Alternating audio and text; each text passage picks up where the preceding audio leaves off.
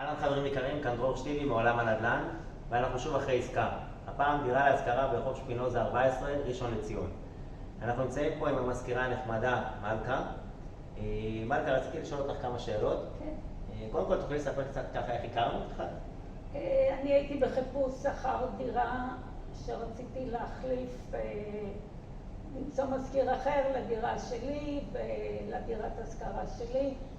בכל מקרה הגעתי דרך משרד המתווכים לדרור, ודרור הראה לי דירה מסוימת, לא הסתדרנו בנושא התאריך מבחינה חוזית, אבל היחס היה מצוין ובאמת נשארנו ידידים.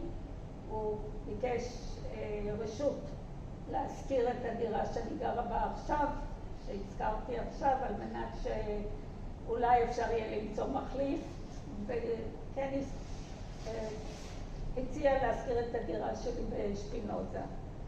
הסכמתי, ולדירה הקודמת שגרתי בה לא מצא מחליף, ולדירה בשפינוזה מצא סוחר נחמד, שהיום סגרנו את העסקה. וזה לא היה קל, כי זו דירה בתמ"א, ולא כולם מוכנים לגור באתר בנייה. אוקיי, ואיך היה השירות שקיבלת ממני?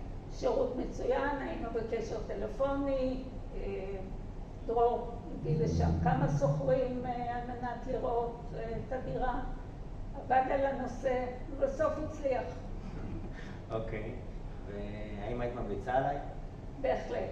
אדם רגוע, נחמד, חוזר בטלפון.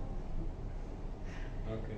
היה בסדר גמור. אוקיי, בסדר. אז קודם כל תודה רבה, אני שמח שמצאנו סוחר. ושיהיו לך עוד הרבה עסקאות כאלה. בעזרת השם.